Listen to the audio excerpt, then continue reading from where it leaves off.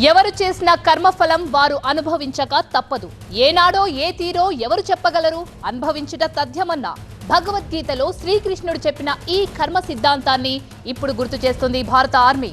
అదే భగవద్గీత ఫోటోతో పాకిస్తాన్కు వెన్నులో వణుకు పుట్టేలా హెచ్చరికలు పంపింది. పహల్గాం దాడికి ప్రతీకారం తప్పదని ఆర్మీ చీఫ్ ఉపేంద్ర ద్వివేది పాక్కు వార్నింగ్ ఇవ్వడం హాట్ టాపిక్ గా మారింది. జమ్మూ కాశ్మీర్లో పర్యటించారు ఆర్మీ చీఫ్ ఉపేంద్ర ద్వివేది. ప్రస్తుతం పరిస్థితులు, భవిష్యత్ కార్యాచరణపై సమీక్షించారు. భద్రతను మరింత కట్టుదిట్టం చేస్తూ ఆదేశాలు జారీ చేశారు. అనంతరం పహల్గాంకు వెళ్లిన పరిస్థితి ఆయన సమీక్షించారు. అటు బార్డర్లోనూ అలర్ట్ గా ఉండాలంటూ సైన్యాన్ని అలర్ట్ చేశారు. అలాగే పారామిలిటరీ బలగాలకు సెలవులు రద్దు చేశారు. సెలవుపై వెళ్లిన జవాన్లు తిరిగి రావాలంటూ ఆదేశాలు జారీ చేశారు. ఇటు ఢిల్లీ, ముంబై, హైదరాబాద్ సహా పలు ప్రాంతాల్లో హై అలర్ట్ కొనసాగుతుంది. పహల్గాం ఉగ్రదాడి నేపథ్యంలో హైదరాబాద్ లో ముమ్మర తనిఖీలు చేపట్టారు. చార్మినార్ దగ్గర భద్రతను కట్టుదిట్టం చేశారు. ఇటు ముంబైలోనూ హై అలర్ట్ కంటిన్యూ అవుతోంది. ప్రార్థనా మందిరాలు, రైల్వే స్టేషన్లు, మాల్ సహా ఇతర రద్దీ ప్రాంతాల్లో నిఘా పెంచారు. బాంబ్ స్క్వాడ్, ఏటీఎస్ బృందాలు అలర్ట్ అయ్యాయి. డ్రోన్లతో నిఘా ఉంచి నైట్ విజన్ కెమెరాలతో పర్యవేక్షిస్తున్నారు. పూర్తి సమాచారాన్ని మా ప్రతినిధి గోపి అందిస్తారు. గోపి, భద్రత గురించి కమిషన్ ఎక్కువగా ఫోకస్ చేశారు. అక్కడ వెళ్లి సమీక్షలు కూడా నిర్వహించారు. చాలా సీరియస్ యాక్షన్ తీసుకోబోతున్నామంటూ వార్నింగ్ కూడా ఇచ్చారు. భారత చరిత్రలో ఎప్పుడూ లేని విధంగా పాకిస్తాన్ ముందు అంటే పాకిస్తాన్కి హెచ్చరికలు జారీ చేస్తూ భగవద్గీత ఫోటో పెట్టారు ఆర్మీ చీఫ్. దీన్ని ఏ విధంగా అర్థం చేసుకోవచ్చు అంటారు? ఎస్, ఖచ్చితంగా భారత్ పాక్ సరిహద్దులో కొంత ఉద్రిక్తకర పరిస్థితులు ఉన్నాయి. ఈ నేపథ్యంలో జమ్మూ కాశ్మీర్లో భద్రతా పరిస్థితిని సమీక్షించేందుకు ఈ పహల్గాం అటాక్ తర్వాత భద్రతా బలగాలు ఎంతవరకు సన్నద్ధంగా ఉన్నాయి, అలాగే ఎటువంటి చర్యలు తీసుకుంటున్నాయనేది తెలుసుకునేందుకు ఆర్మీ చీఫ్ ఉపేంద్ర ద్వివేది జమ్మూ కాశ్మీర్ శ్రీనగర్ అలాగే ఉధంపూర్లో పర్యటించారు. ప్రస్తుతం ఆయన ఉధంపూర్లోని నార్థన్ కమాండ్ హెడ్ క్వార్టర్స్లో భద్రతా దళాలతో సమావేశమయ్యారు, ఉన్నతాధికారులతో. అలాగే జమ్మూ కాశ్మీర్ లెఫ్టినెంట్ గవర్నర్ మనోజ్ సిన్హాతో కూడా సమావేశమయ్యారు. జమ్మూ కాశ్మీర్లో ఇటు సరిహద్దు భద్రత, అంతర్గత భద్రతతో పాటుగా భద్రతా దళాలు తీసుకోబోయే చర్యలన్నింటినీ కూడా ఇటు ముందస్తుగా గవర్నర్కి కూడా వివరించడం జరిగింది. ప్రధానంగా భగవద్గీత ఫోటో పెట్టడం ఖచ్చితంగా రిటాలియేషన్కి సిద్ధమవుతోంది భారత సైన్యం. ఇప్పటివరకు దౌత్యపరమైన చర్యలనే కేంద్ర ప్రభుత్వం సిసిఎస్లో తీసుకోవడం జరిగింది, వాటిని అమలు కూడా చేస్తోంది. ఇప్పటికే దానిపైనే యాక్ట్ ఆఫ్ వార్గా మేము చూస్తామంటూ పాకిస్తాన్ తమ సరిహద్దుల్లో సైన్యాన్ని మోహరించుకుంటున్న పరిస్థితి, ఇటు యుద్ధానికి దారితీస్తుందంటూ పాకిస్తాన్ భారత్ చర్యలను ఖండిస్తున్న తరుణంలో భారత్ కూడా అదేవిధంగా సైనికపరమైన సన్నద్ధత, త్రివిధ దళాలు కూడా ఇటు సరిహద్దుల్లో ఎంతో అలర్ట్గా ఉన్నాయి. అలాగే దేశవ్యాప్తంగా కూడా సున్నిత ప్రాంతాల్లో భద్రతను కట్టుదిట్టం చేశారు. సో భద్రతా సమీక్షల్లో భాగంగానే ఆర్మీ చీఫ్ ప్రస్తుతం జమ్మూ కాశ్మీర్ శ్రీనగర్లో అలాగే ఉధంపూర్లో పర్యటిస్తున్నారు. త్రివిధ దళాల్లో కూడా కేంద్రం ఏ చర్యలు చేపట్టాలని చూసినా కూడా దానికి సన్నిద్ధంగా ఉన్నాయి అని చెప్పి ఇప్పటికే ప్రధాని మోడీకి, రక్షణ మంత్రికి స్పష్టం చేశారు. సో ఇటు లాంచ్ ప్యాడ్లు ఎక్కడెక్కడున్నాయి, స్లీపర్ సెల్స్ ఎక్కడున్నారు, ఉగ్ర శిబిరాలు ఎక్కడున్నాయి, అలాగే ఈరోజు ఇటు బందీపురాలో కూడా ఒక లష్కర్ కమాండర్ని హతమార్చడం జరిగింది. సో ఖచ్చితంగా ఉగ్రవాదుల ఏరివేత ప్రక్రియ అనేది కొనసాగుతుంది. మరోపక్క పాకిస్తాన్ ఆర్మీ కూడా ఇటు సీజ్ ఫైర్ వైలేషన్కి పాల్పడుతూ ఎల్ఓసి వద్ద కాల్పులకు తెగబడుతున్న సమయంలో వాటిని సమర్థవంతంగా భారత ఆర్మీ బలగాలు తిప్పికొడుతున్న పరిస్థితి ఉంది. సో ఈ నేపథ్యంలో ముఖ్యంగా అక్కడ సీజ్ ఫైర్ వైలేషన్ జరుగుతుంది. అలాగే ఉగ్రవాదులు ఇటీవల 28 మంది పొట్టను పెట్టుకున్నారు కాబట్టి సో దీనికి సన్నద్ధంగా ఇటు సైన్యంలో మోరల్ బూస్ట్ని ఇవ్వడంతో పాటుగా ఇటు 72 గంటలు దాటుతుంది, సుమారు 80 గంటలు కావస్తోంది. కూంబింగ్ ఆపరేషన్ కొనసాగుతూనే ఉంది. ఈ పహల్గాం టెర్రర్ అటాక్ పాల్పడిన వారు వారి నివాసాలను కూల్చడం, ఇటువంటి కార్యక్రమాలు జరుగుతున్నాయి. ప్రధాని మోడీ కూడా మట్టిలో కలిపేస్తామన్న హెచ్చరికలు ఇచ్చారు. ఇక సైనికపరమైన చర్య ప్రారంభం కాబోతున్న తరుణంలో దానికి సన్నద్ధ కార్యక్రమాలు అనేవి ప్రస్తుతం జమ్మూ కాశ్మీర్ శ్రీనగర్లో కొనసాగుతున్నాయి. కేంద్ర ప్రభుత్వం కూడా దౌత్యపరంగా ఇటు ఢిల్లీ హోంమంత్రి అమిత్ షా నివాసంలో కూడా ఒక కీలక సమావేశం జరుగుతుంది. సింధు నదీ జలాల వ్యవహారంలో ఇటు ఇప్పటికే కేంద్ర జలశక్తి శాఖ ఒక నోటిఫికేషన్ విడుదల చేయడం జరిగింది. మీరు ఉగ్రవాదాన్ని ప్రోత్సహిస్తున్నారు, సీమాంతర ఉగ్రవాదాన్ని ప్రోత్సహిస్తూ మీరు దీనిపైన చర్చలకు కూడా రాలేదు. అలాగే ఈ సింధు నదీ జలాలపైన ఎన్నో ఏళ్ల క్రితం జరిగిన ఒప్పందం పైన కూడా రివ్యూ చేయాలన్నా కూడా చర్చలకు రాలేదు. కాబట్టి మేము ఈ నీటి ఒప్పందాన్ని నిలుపుదల చేస్తున్నామన్న విషయాన్ని కూడా పాకిస్తాన్ జలశక్తి శాఖ కార్యదర్శికి ఒక లేఖ ద్వారా తెలియపరచడం జరిగింది. దీని తదుపరి పరిణామాలపైన ఇప్పటికే రాష్ట్రపతిని కూడా కలిసి భారత ప్రభుత్వం ఎటువంటి చర్యలు తీసుకోబోతుంది అన్నది వివరించడం జరిగింది. So next course of action పైన కూడా ఢిల్లీలో వరుస సమావేశాలు జరుగుతున్నాయి. అలాగే భద్రతా పరంగా కూడా త్రివిధ దళాల అధిపతులు కూడా ఎప్పటికప్పుడు పరిస్థితిని కేంద్ర ప్రభుత్వానికి తెలియజేస్తున్న పరిస్థితి ఉంది. Right, thank you Gopi. Pak పౌరులకు కేంద్రం ఇచ్చిన గడువు ముగుస్తూ ఉండడంతో అన్ని రాష్ట్రాలని కూడా కేంద్ర హోంశాఖ అప్రమత్తం చేసింది. అన్ని రాష్ట్రాల సీఎంలకు అమిత్ షా ఫోన్ చేసి పాక్ దేశస్తుల్ని గుర్తించి వెనక్కి పంపాలంటూ ఆదేశించారు. ముందు స్థానికంగా ఉంటున్న పాకిస్తానీయులను గుర్తించి ఆ సమాచారం కేంద్రానికి పంపించాలని కోరారు. అప్పుడే వారి వీసాల రద్దుకు అవకాశం ఉంటుందన్నారు.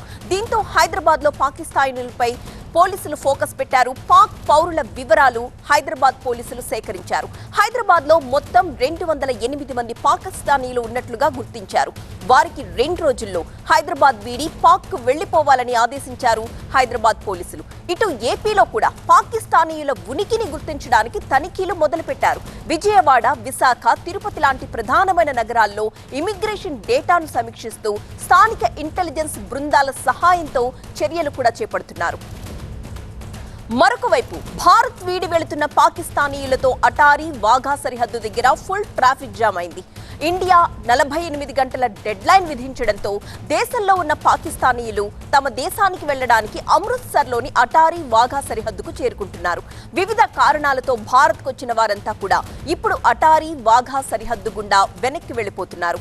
ఇప్పటికే బరేలీ, ఢిల్లీ, పంజాబ్, జమ్మూ కశ్మీర్లో ఉన్న పాకిస్తానీయులు తమ దేశానికి బయలుదేరారు.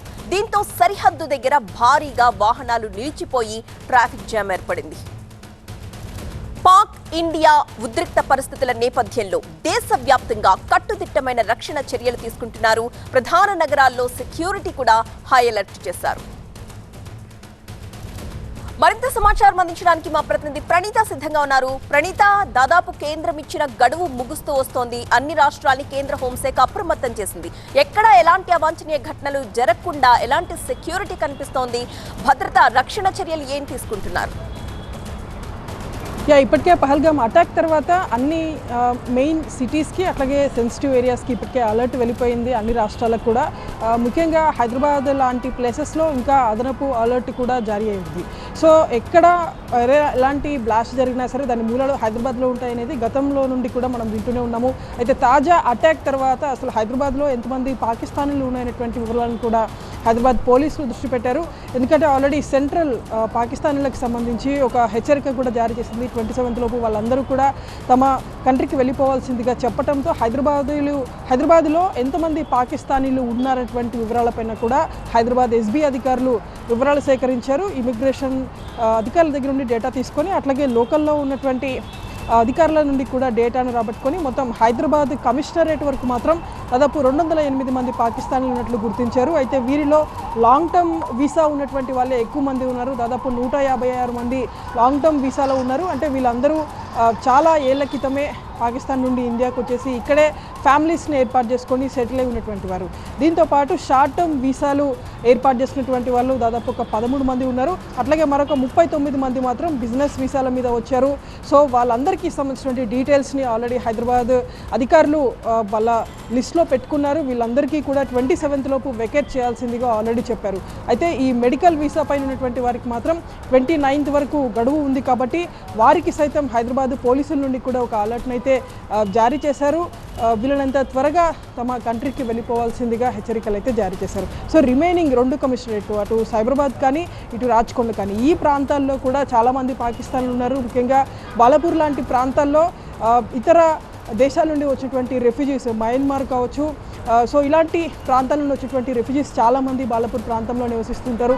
సో అక్కడ కూడా ఎంతమంది పాకిస్తానీలు ఉన్నారు, సో వారందరి డీటెయిల్స్ని కూడా ఆయా కమిషనరేట్కి సంబంధించినటువంటి ఎస్బీ అధికారులు ఎంక్వైరీ చేసి మొత్తం ఆ లిస్ట్ అంతా కూడా ప్రిపేర్ చేసి వాళ్ళందరికీ కూడా కేంద్రం ఇచ్చినటువంటి గైడ్లైన్స్ని వాళ్ళందరికీ ఎక్స్ప్లెయిన్ చేస్తూ వీళ్ళనంత త్వరగా హైదరాబాద్ విడిచి తమ కంట్రీకి వెళ్ళిపోవాల్సిందిగా అయితే చెప్తున్నారు. Right, thank you Praneetha. ఇక ఈ పహల్గామ్ దాడికి ప్రతీకారం ఎలా ఉండబోతోంది? కేంద్ర ప్రభుత్వం ఏం ఆలోచిస్తోంది? మన దేశం ముందు ఎలాంటి ఆప్షన్స్ ఉన్నాయి? ఈ పూర్తి details 6 PM full and final లో చూద్దాం.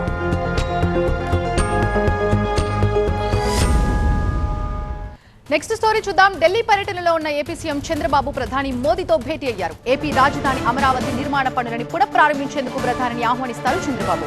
అయితే ఇప్పటికే ప్రధాని ఏపీ పర్యటన ఖరారైంది. మే 2న మోదీ అమరావతిలో పర్యటించనున్నారు. ఇక ఈ సమావేశంలో ఏపీ పర్యటనకు సంబంధించిన విషయాల గురించి సీఎం చంద్రబాబు మోదీతో చర్చిస్తున్నట్టుగా తెలుస్తోంది. అమరావతిలో ప్రధాని ఆవిష్కరించాల్సి ఉన్నటువంటి పనులు, మోదీ పర్యటన వివరాలపై సీఎం చంద్రబాబుకు మంత్రి నారాయణ, సిఆర్డీఏ కమిషనర్ ఇప్పటికే పవర్ పాయింట్ ప్రెజెంటేషన్ ఇచ్చారు. సుమారు 1,00,000 కోట్ల రూపాయల పనులకి ప్రధాని అమరావతిలో పట్టాలెక్కించనున్నారు. వివిధ పనులకి శంకుస్థాపనలు సైతం చేయనున్నారు. ప్రధాని చేతుల మీదుగా అమరావతిలో పైలాన్ ఆవిష్కరణకు ఏర్పాట్లు చేస్తున్నారు. పైలాన్పై ఏపీ రాష్ట్ర చిహ్నం బంగారు వర్ణంలో ఉన్న పూర్ణ కుంభంతో ఉండేలా ఏర్పాట్లు కూడా చేస్తున్నారు. మొత్తం 6 మీటర్ల ఎత్తుతో పైలాన్ ఏర్పాట్లున్నాయి. పైలాన్పై కార్యక్రమ అతిథుల వివరాలు ఉండేలా ఏర్పాట్లు చేస్తున్నారు. పూర్తి డీటెయిల్స్ అందించడానికి మా అసోసియేట్ ఎడిటర్ ఈశ్వర్ లైవ్ లో సిద్ధంగా ఉన్నారు. ఈశ్వర్, ఏపీ సీఎం చంద్రబాబు నాయుడు ప్రధాని మోదీని కలిశారు. ఇక అమరావతికి రావాలని కూడా ఇన్విటేషన్ ఇచ్చారు. ఇరువురి భేటీలో ఇంకా ఎలాంటి అంశాలు చర్చకొచ్చాయి? ప్రధానంగా ఈరోజు ముఖ్యమంత్రి కేవలం అమరావతికి ఆయన ఇన్వైట్ చేయడానికి, ప్రధానమంత్రిని ఇన్వైట్ చేయడానికి ఈరోజు వెళ్తున్నట్టుగా సమాచారం ఉంది. ఖచ్చితంగా మే 2వ తేదీని ఇప్పటికే షెడ్యూల్ అయింది కాబట్టి ఆ రోజు ప్రధాని వచ్చే సమయంలో నేరుగా వ్యక్తిగతంగా కలిసి ఆహ్వానించడం ఒక గెస్చర్, ఒక మంచి సాంప్రదాయానికి దారితీసినట్టు ఉంటుంది. కానీ కాబట్టి కేవలం అడ్మినిస్ట్రేటివ్ ఇన్విటేషన్గా మాత్రమే కాకుండా నేరుగా స్వయంగా వెళ్ళి ఆహ్వానించాల్సిన అవసరం ఉంటుందని భావించే ముఖ్యమంత్రి ఈరోజు ప్రధాని కలిశారు. ఈ సందర్భంగా ప్రధాని వద్ద ఒక వీడియో ప్రజెంటేషన్ కూడా ఇచ్చే ప్రయత్నం చంద్రబాబు చేస్తారని ముందస్తు సమాచారం ఉంది. ఆ వీడియో ప్రజెంటేషన్ ఇక్కడ సిఆర్డీ అధికారులు కానీ మంత్రి నారాయణ గారిని తయారు చేసి ముందుగానే ఆయనకు అందజేసే ప్రయత్నం చేశారు. కానీ అందులో కొన్ని మార్పులను సూచిస్తూ ఆయన తాను ఢిల్లీలో దిగేలోపు దానికి సంబంధించి మార్పులు చేసి పంపించాలని చెప్పి వెంటనే ఆయన ఆదేశించి వెళ్ళారు. ఆ తర్వాత కొన్ని గంటల పాటు నారాయణ కావచ్చు, లేకపోతే ఇతర అధికారులు, సిఆర్డీ అధికారులు కూర్చుని ముఖ్యమంత్రి చేసిన సూచనలకు అనుగుణంగా వాటిని మార్పులు చేసి తిరిగి ఆ వీడియోని ముఖ్యమంత్రికి పంపారు. ప్రధానంగా అమరావతికి సంబంధించిన గొప్పతనాన్ని దాంట్లో విశదీకరిస్తూ, దాంతోపాటు ప్రధాని ఇప్పటికే రాష్ట్రానికి సంబంధించి చేసిన సహాయం కావచ్చు, కేంద్రం నుంచి అందుతున్న సహాయం కావచ్చు, దాన్ని పొందుపరుస్తూ భవిష్యత్తులో అమరావతిని ఎలా ముందుకు తీసుకెళ్లాలనుకుంటున్నారో, అమరావతిని సెల్ఫ్ సస్టైన్ ప్రాజెక్టుగా ముందుకు తీసుకెళ్లే క్రమం కావచ్చు, ఎంత త్వరగా వీలైనంత త్వరగా అది కేవలం ఆంధ్రప్రదేశ్ రాష్ట్రానికే కాకుండా మొత్తం భారతదేశానికి అది ఒక కీలకమైన సిటీగా ఎలా మార్చడానికి అవసరమైన ప్రణాళికలు ఎలా రూపొందించామని చెప్పే ప్రయత్నం ఆ వీడియోలో ఉంది. సో ఈ నేపథ్యంలో దానికి సంబంధించి ఆ వీడియోని ప్రధానికి చూపించే అవకాశం ఉన్నట్టుగా, అంత సమయం కుదిరితే ఖచ్చితంగా 10 నిమిషాల నిడివికల ఆ వీడియోని ప్రధానికి చూపించి ప్రధాని అనుమతి తీసుకుని దాన్ని ప్రధాని సభలో ప్రజెంట్ చేయాలి, ఆ డిస్ప్లే చేయాలన్నట్టుగా కూడా ముఖ్యమంత్రి ఆలోచనగా ఉన్నట్టు తెలుస్తుంది. అదే సమయంలో ప్రధాని సభకు సంబంధించి ఇప్పటికే ఏర్పాట్లు దాదాపుగా పూర్తయి ఈ నెల 28వ తేదీ కల్లా ఏర్పాట్లన్నీ పూర్తి చేసి ప్రధాని భద్రతా సిబ్బందికి దాన్ని మొత్తం ఆ ఏరియాని అప్పగించాలన్న ఆలోచనలో రాష్ట్ర ప్రభుత్వం ఆ దిశగా ప్రణాళికలు రూపొందించారు. దానికి సంబంధించి ఇప్పటికే ఒక ప్రత్యేకమైన ఏజెన్సీని, గ్రూప్ ఆఫ్ మినిస్టర్స్ కావచ్చు, లేకపోతే సీనియర్ ఆఫీసర్స్తో కమిటీని వేశారు. ఒక ప్రభుత్వ ఆదేశాల మేరకు కొంతమంది అధికారులకి బాధ్యతలు డిజిగ్నేట్ చేశారు. ఇవన్నీ దాదాపుగా కొలిక్కొచ్చాయి. ఒక పైలాన్ నిర్మించాలన్న ప్రపోజల్ ఉంది, ఇంకా అది ఫైనల్ కాలేదు. అది ఈరోజు ఫైనల్ అయ్యే అవకాశం ఉంది. దానికి సంబంధించి కూడా ఒక ఎట్లాంటి డిజైన్ ఉండాలి, అట్లాంటివన్నీ కూడా చర్చించే అవకాశం ఉంది. మొత్తం 2,800 బస్సుల ద్వారా రాష్ట్రంలోని పలు ప్రాంతాల్లో, అలాగే సమీప జిల్లాల నుంచి పెద్ద ఎత్తున జన సమీకరణ చేసి 5 లక్షల మంది వరకు ప్రధాని సభకు తీసుకురావాలని ఆలోచనలో ఉంది. కేవలం 1.5 గంటల పాటు ప్రధాని రాష్ట్రంలో ఉండిపోయే విధంగా ఆ ప్రధాని టూర్ ఉంది. సో దానికి సంబంధించి ఈరోజు వ్యక్తిగతంగా కలిసేందుకు, అదే సమయంలో ప్రస్తుతం జరుగుతున్న పరిస్థితుల పట్టుకు ఇద్దరి మధ్య చర్చకు వచ్చే అవకాశం అయితే చాలా స్పష్టంగా కనిపిస్తుంది. Thank you Eshwar, thanks for the updates. Orugallu వేదికగా సిల్వర్ జూబ్లీ సెలబ్రేషన్స్ కు సిద్ధమవుతోంది కారు పార్టీ. 10 లక్షల మందితో రజతోత్సవ సభను నిర్వహించేందుకు గులాబీ దళం సన్నాహాలు చేస్తోంది. వరంగల్ ను సెంటిమెంట్ గా భావిస్తోన్న గులాబీ పార్టీ 3 జిల్లాల సరిహద్దు అయిన ఎల్కతుర్తిలో రజతోత్సవ సభను ఏర్పాటు చేసింది.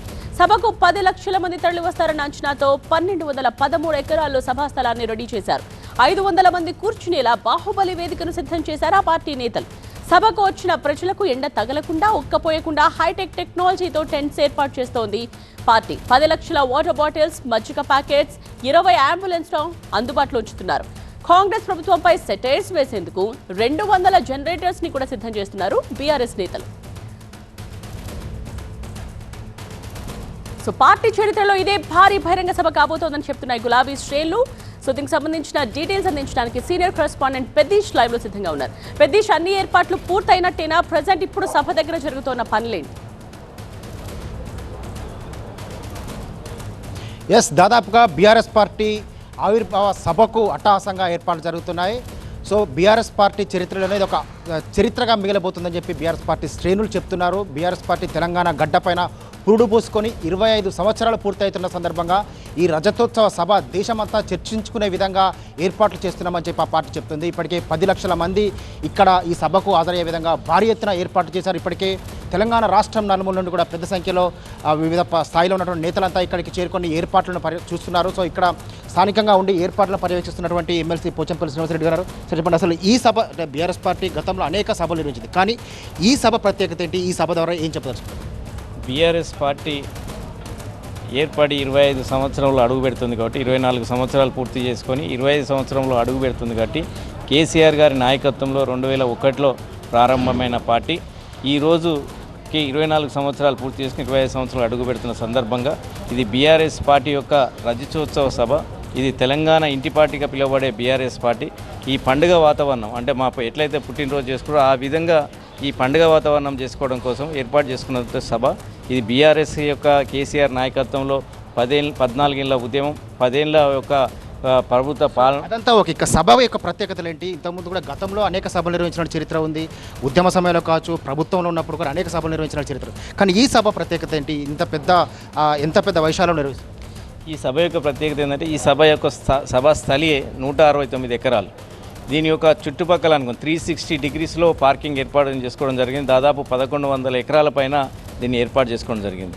ఈ యొక్క సభా స్థలిలో ఎండాకాలం కాబట్టి ఇక్కడికి వచ్చే ప్రతి ఒక్కరికి కూడా బీఆర్ఎస్ అభిమానులు, కేసీఆర్ అభిమానులు, ఇక్కడికి వచ్చే మా నాయకులకు, కార్యకర్తలకు, ప్రజాప్రతినిధులు అందరూ కూడా ఈ ఎండాకాలం కాబట్టి ఎలాంటి ఇబ్బందులు లేకుండా 10 లక్షల వాటర్ బాటిళ్ళు, 10 లక్షల మజ్జిగ బాకెట్లతో పాటు అనేకమైన టాయిలెట్స్ ఏర్పాటు చేయడం కానీ, ఫస్ట్ ఎయిడ్ సెంటర్ ఏర్పాటు చేయడం కానీ, డాక్టర్ల బృందం కానీ, అంబులెన్స్ ఏర్పాటు చేయడం కానీ, పార్కింగ్లలో కూడా వాటర్ ఏర్పాటు చేయడం కానీ, అక్కడికి వచ్చే డ్రైవర్లకు టెంట్ ఏర్పాటు చేసి అక్కడ వచ్చి వారికి చాలా వెయ్యిలలో దాదాపు 35,000 40,000 వెహికల్లతో వస్తున్నారు కాబట్టి వాళ్ళకి ఎలాంటి ఇబ్బంది రాకుండా, అదేవిధంగా కరీంనగర్ నుంచి వచ్చే రూట్లైనా, హుజరాబాద్ నుంచి రూట్లైనా, వరంగల్ నుంచి వచ్చే రూట్లైనా, ఇక్కడ దేవన్నపేట నుంచి టర్న్ అయ్యి వచ్చే రూట్లలో కూడా ఎక్కడ కూడా ట్రాఫిక్ ఇబ్బంది కాకుండా క్రేన్లు ఏర్పాటు చేస్తున్నాము. అదేవిధంగా 2,000 మంది వాలంటీర్లు ఏర్పాటు చేస్తున్నాము. రోలింగ్ మిషన్లో వెహికల్స్ పెడుతున్నాము. పెద్ద క్రేన్ కూడా, బస్సులు కూడా, లారీలు కానీ ఏనైతే క్రేన్లు కూడా ఏర్పాటు చేయడం జరుగుతుంది. సో ఈ డయాస్ కూడా అతిపెద్ద డయాస్, 500 మంది డయాస్ పైన కూర్చునే విధంగా ఒక భారీ డయాస్ను కూడా సిద్ధం చేశారు. అదేవిధంగా సభకు కుడివైపున కళాకారులు, దాదాపు 100 మంది కళాకారులు ఒకే వేదిక పైన వాళ్ళ కళా ప్రదర్శన ఇచ్చే విధంగా కూడా ఒక భారీ కళాకారులు కూడా ఒక డయాస్ను కూడా సిద్ధం చేశారు. 10 లక్షల మంది ఇక్కడ ఈ సభలో ఆశీనులయ్యే విధంగా ప్రత్యేక ఏర్పాట్లు చేశారు. అదేవిధంగా సభకు ఎదురుగా 50 ఫీట్స్తో ఒక భారీ కట్అవుట్స్ అంటే వాటికి ఎల్ఈడీలు కూడా సిద్ధం చేశారు. ప్రతి గ్యాలరీలో ప్రత్యేకంగా ఒక ఎల్ఈడీలను కూడా సిద్ధం చేశారు. బీఆర్ఎస్ పార్టీ చరిత్రలోనే ఈ సభ ఒక చరిత్రగా మిగిలిపోబోతుందని చెప్పి ఆ పార్టీ శ్రేణులు అయితే చెప్తున్నారు. రైట్ ప్రదేశ్.